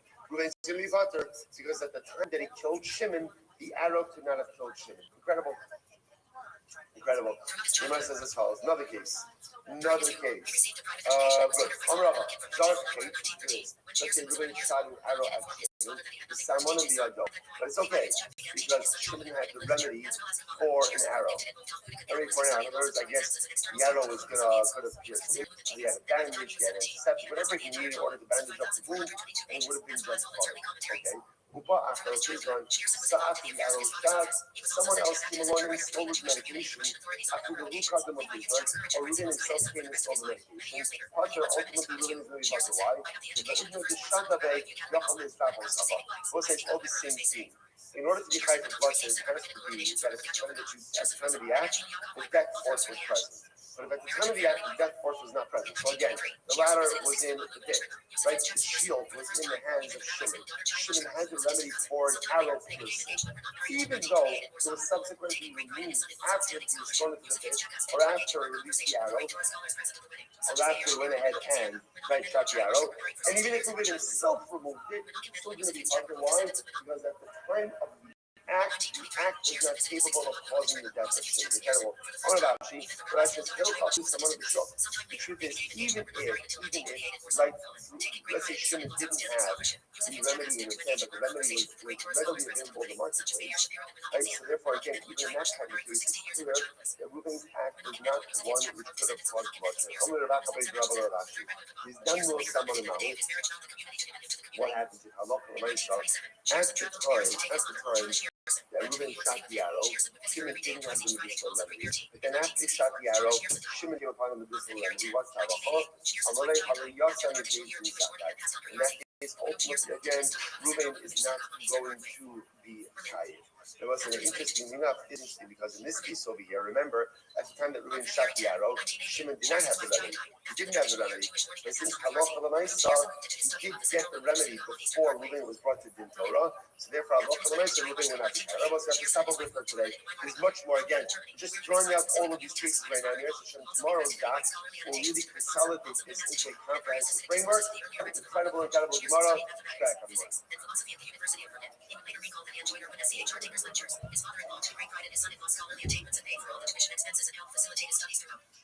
During his stay in Berlin, his father-in-law encouraged him to become more of a public figure. However, Shearson described himself as an introvert and was known to have pleaded with acquaintances not to make a fuss over the fact that he was the son-in-law of Yosef Hitzchak. While in Berlin, Shearson met Joseph B. Soloveitchik, and the two formed a friendship that remained between them years later when they emigrated to America. He wrote hundreds of pages of his own original Torah discourses, and conducted a serious interchange of galactic correspondence with many of Eastern Europe's leading rabbinic figures, including Joseph Rosen. In 1933, he also met with Chaim Elazar Spear, as well as with Talmudist Shimon Shah. During this time, he kept a diary in which he would carefully document his private conversations with his father-in-law, as well as his scandalous correspondence with his father, Levi Yitzchak. For the month of In 1933, after the Nazis took over Germany, Spearson spent more than 2 years permanently committed to the National Towards Second Leadership Program, continued his religious and legal activities on behalf of his father-in-law. While in Paris, he took a 2-year course in engineering at a vocational college. During that time, Joseph Yitzchak recommended that Professor Alex Sandler facilitate work and cook himself Shearson became various religious and mystical leaders and prominent rabbis, such as Rabbi Yosef Shimon Eliezer Dessler. Shearson appeared in the Kabbalistic Mary. Unfortunately, 3 days before Paris fell to the Nazis, Spearson fled to Vienna where he died. They stayed until final state for Europe in 1944. New York. In 1941, Shearson stayed for European list for Portugal. On the eve of his departure, Shearson had the famous learning reveal his vision for the future of world touring humanity. He and his wife, Shai Lushka, arrived in New York on July 23, 1944. Shortly after his arrival, his father-in-law invited Professor Yitzchak to the 25th Central Organizations, Merkaz Elyon Leisure, a ministry of the Religious Society, overseeing the curriculum, basic education, social services, and publishing networks. Over the next decade, Joseph Yitzchak continued his study of religion and inquired into his son-in-law, becoming increasingly well versed in Professor Yitzchak's teachings. During the 1940s, Shearson became naturalized U.S. citizen, seeking to contribute to the war effort. He volunteered in the Brooklyn Navy Yard, using his electrical engineering background to draw lunar diagrams for the battleship USS Missouri, 1863, and other classified military equipment. In 1942, Shearson, during the 1940s, Shearson became a naturalized U.S. citizen, seeking to contribute to the war effort. He volunteered at the Brooklyn Navy Yard, using his electrical engineering background to draw lunar diagrams for the battleship USS Missouri, BB-63, and other classified military equipment. again, these types of relationships are punishment so far. And now, by the way, in Syria, the common denominator, the types of infractions punishable by straight law, some again are infractions with immorality, which is the common denominator of everything we use over here.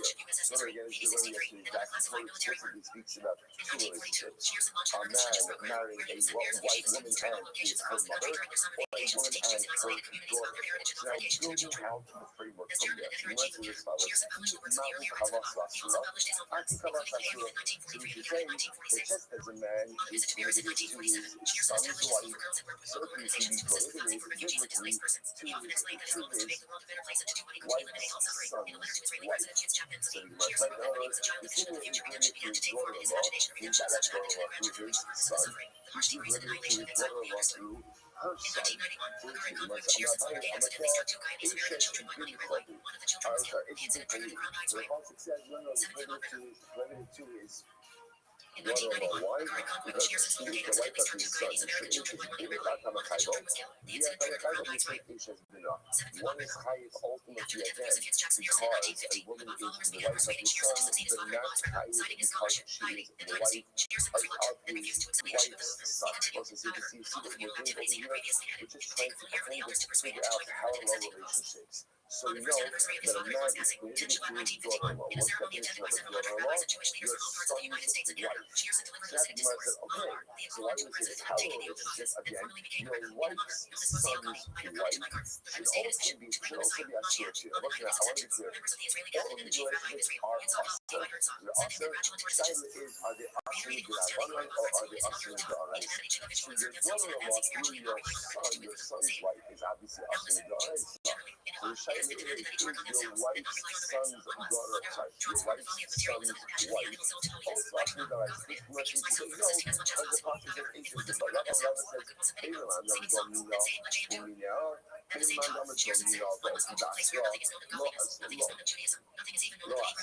so that was the we try to go back to yesterday.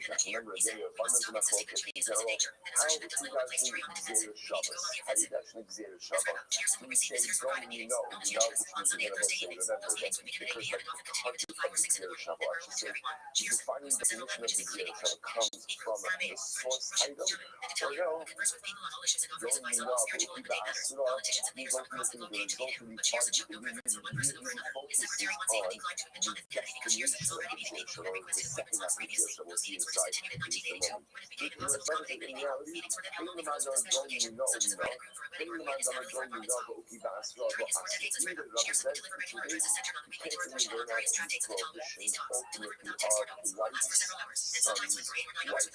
Why? Because the man don't you know, the one who says ultimately everyone in the Shabbat, focus on the Shabbat, and that's definitely becomes defining characteristics and qualities. So he's like this. Mahu Kalasasura. This is called a typical case, like you and Grant Ruffle. And remember again, we don't say Kala, who says Kala? The Kala is his daughter-in-law. Right? Remember again, his son's wife. Mahu Kalasasura. Just as Reuben, his daughter-in-law is Asura to him. Akinani Kalasasura. So if you say so too, Rachel's son's wife should also be prohibited to Reuben. You might say that that's the case. Mahu is Kila, Akinani is Kila. So you can say the same way if Reuben has a relationship with his daughter-in-law, i.e. his son's wife, that is punishable by Kila. The same thing again if he has relations with his wife's son's wife, his daughter-in-law through his wife, it should also be punishable by Kila. You might say, okay, reminds her unless Kila Kamura Kila Nisa, but the opinion that says that Kila is the most common form of death penalty. There's a problem. What's the problem? What's the first white line? I'm Bob Amudai, 76 days. What's the problem? Magazine Shikini is Kila. Again, I want to say for Reuben himself. So remember again, the relationship with his mother comes from Kila. Tomar B'Yi Restream of the Sefer. So the Kabbalah says they seem the relationships don't line up. Right? Remember, again, we're trying to create a certain symmetry. And granted, it's a moral symmetry, but it's a symmetry nevertheless. Between relationships on his side versus her side. We're trying to line up a tension to say that just like he can't have relations with his girl, i.e. his son's wife, so again, on his wife's side, he also is pregnant too, his wife's son's wife. The problem just is, if you see that the symmetry doesn't line up, why not? Take a look at mother for just a moment. If he has relations with his mother, it's Skiba. If he has relations with her mother, it's Shrefa. Shrefa, right? That way, we split the sleeping that we saw yesterday back. If you can't go ahead and now you have relations with a woman and her mother, because of the Shrefa. So you see that the symmetry doesn't line up. However, usually in the Shrefa, all of a sudden, what? Second line, well, you've got the Shrefa, you tell us that it's Skiba. Furthermore, again, if this concept will remain true, it means that if we were to have relations with Ruchel's daughter, in terms of Shrefa, again, that's an explicit concept, a woman and her daughter, that's Shrefa, and yet, again, Halakha, according to this logic, if we were to have relations with Ruchel's son's wife, i.e. his daughter through his wife, then that's Skila. So again, just the punishments don't seem to line up. So we might say it's not a problem, we have to look at the if you think it's not such a question why, if you've got this sort of a color from Skila, we already see that the functions are asymmetrical. Why? Because if we're going to have relations with his daughter, it's straight off, and yet we're going to have relations with his brother-in-law, meaning his son's wife. Ultimately, that's Skila. So now, who will Halakha, well, getting the more that Halakha, the issue just is that, at least from Ruben's perspective, what's symmetrical is the coefficient a generation above and a generation below. Right? So in other words, for example, his mother and his brother-in-law from his son are symmetrical. They both get straight up. So the man who will collect the both, they know the color. So the difference for Ruben himself, again, I must say, remember we said yesterday that so much of what we're doing in these privileged relationships is creating continuity generations above and generations below. So when you look from Ruben's perspective, so again, when you look at the prohibition regarding his mother and his daughter-in-law, i.e. his son's wife, the punishments are the same. After Shachos, so again, being on her side, it should be the same thing. You should say that it's the same punishment because Ruben has relations with Ruchel's mother, or Ruchel's daughter-in-law from the son. You might say, "Umanama Sripa Kamura, Mehakosha Lorido." Everybody gives me the phrase that Sripa Mohammed, ultimately, again, based on this question, we are not able to get to this entire thing. Okay, so what's the first side of this? The second side of this is Umanama, but do you know, sorry, you have to keep the Hashira. And according to again, this is all love and construct. It's all love and construct. So remember, just keep our eye on the ball over here. Remember, we're trying to figure out over here, you might find the suggestion that just as Ruben is not allowed to have relations with his daughter-in-law, in other words, as though it was defined by his son's wife, you might want to suggest that there should be a symmetrical prohibition to his wife's son's wife. It's all about his wife. The most suggestion that love is saying is whichever way you dance in the it's not going to work. And this single is not going to work. So for example, Randama, very we know what would be the Hashira. So not so again, publicly assuming that thing is how the couple are saying. And literally again, with the defined characteristics like with the Shabbat, find out what all the definitions of the Shabbat. So we said it's not in Kalos Hashira. Just as you know, right? You're going to put on my credit. You can't have relations with his son's wife. Aki Kalos Hasura. So we should say the same thing. You can't have relations with Ruchel's son's wife. When we take the Hashira, and yet directly, then let's focus on the destination of the Shabbat. Possibly with the Sila. Remember again, if we were to have relations with Ruchel's son's wife, that would be Sila. That would be Sila. About also the same but over here, if we have relations with his own daughter-in-law, i.e. his son's wife, that's straight up. In the Ashki for the Eva. be fine with his mother. Because remember again, on Reuben's side, things are symmetrical. Because remember, if Reuben has relations with his mother, generation up, or has relations with his daughter-in-law, generation down, same punishment, straight up. The Gemara says, Remind Allah, إذا حمولة ذلك فقلت فيه وجدت فيه النحو إلى following question. My rule is to right? So when it comes to the right, so from the mother of the Siva, come out with you, she will love the straight off. We inherited the whole mother of the straight off. Well, Mahu Kalak the ball, they do tell a Kalasa, Aki Takwas, but they do tell a Kalasa. So we say, the same way that there's a difference in the prohibition for living between his brother and his daughter-in-law. So it's a local side. There should be a distinction between his daughter and daughter-in-law. According to the opinion that says that Sreifa ultimately is more common than Skila, based on this question, we can't daction the proper halacha. Sreifa was like, interestingly enough, the Yoris does not seem to be able to prove this idea. But remember, that's what the Gemara wanted to do. The Gemara wanted to say that the same way that Reuben's daughter-in-law from his son, right, his son's wife, is personal by Sreifa, so too, again, his daughter-in-law through his wife,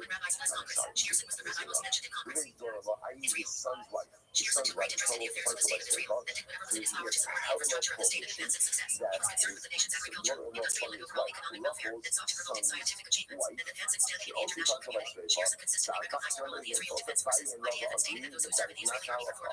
Abaye says it based on a positive. Rabbi says either way, the Shabbat is not going to work. The Shabbat doesn't pan out. Okay, so the Gemara adds on.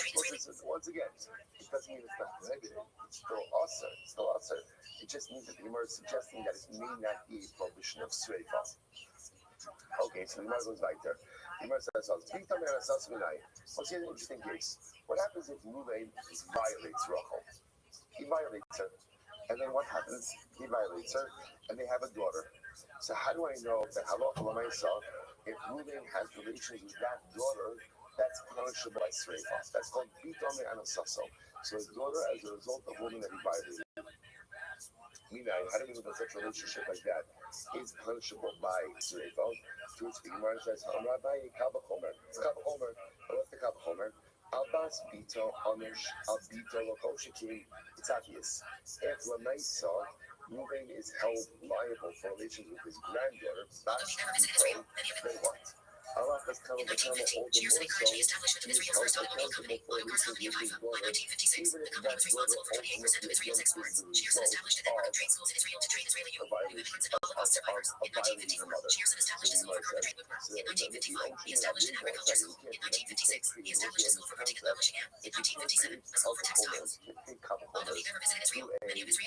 capital punishment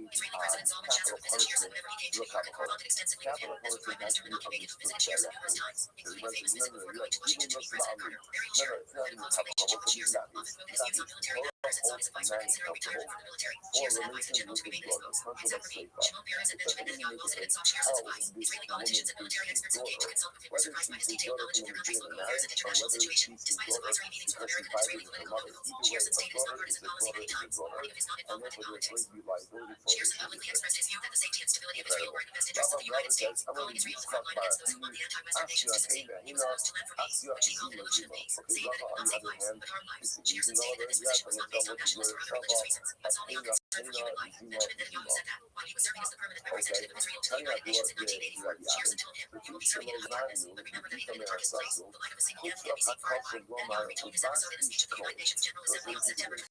So the Gemara says, just before the outbreak of the Sixth Day War, cheers and called for a global diplomatic agency that chose governments on February 29th of ensured protection against potential enemies. Speaking to a crowd of thousands of people on May 28, 1967, only a few days before the outbreak of the war, he assured the world that Israel would be victorious. He said Israel did not interfere because of, quoting the verse, the country of Israel never sleeps nor slumbers. Within a brief community, criticism of the campaign was voiced at the Open Israel Convention of 1968. However, following the incident, it's John Heffer, a prominent Orthodox rabbi who had corresponded with Spears in the past, wrote to Shearson privately, distancing himself from the convention, wondering what had happened at the convention, and asserting this for any pagan Israeli raids or mere letters discussing Halachic issues regarding Remember the concept of we were talking about Abbas Cohen, right? So again, this is the daughter of Cohen who commits Ziyos. Remember what we had this sugya a while back. He was talking about Easter, he was talking about Easter, so the pasuk is talking about an Arisa, right? And if a Bas Cohen is an Arisa commits adultery, halacha is she is judged with Seifa. That's just a unique halacha. So the Gemara says, she's not Bas Cohen, he was Seifa, being born of Seifa. So now Bas Cohen, she herself is judged with Seifa. But the nice thing is, leading up to man with his commit adultery is not judged with Seifa. Based on the Arisa, so to again, the daughter that he has from violating her mother, she did Seifa, she was judged with Seifa, there is more love with Seifa. But ultimately, again, her man with his commit adultery is not judged with Seifa. I'm not by it, just I'm not sure the pasuk says, as Aviha, she's defending her father. She's the Chaveres as Aviha. So who is judged with Seifa? One who defends her father. Yotze says, Zeus Aviha Mechallah. If you come to exclude one, not the girl who's profaning her father, but rather what? It's her father who's profaning her. Rava Amarav is this from a pasuk from Ashkitsin and Dina Bas Cohen. But Ukilitza Adina Bas Yisrael. So I says, okay. In that case, you would say, the girl is being removed from the typical case of a Bas Cohen, and she's being judged in accordance to the standard of a typical Bas Yisrael. Haha, Adina B'man Mukhlasa, Adina B'Julia Mukhlasa, here in the case of Ika Manasasa. So again, when the daughter of a woman who violated, so the nice thing is, where are you going to put her? You're going to put her in the category of a regular single woman? That doesn't make any sense. As such, we'll say, for again, the Gemara read that, but I want to know, just as a man is tied straight off for violating his daughter, for having relations with his daughter,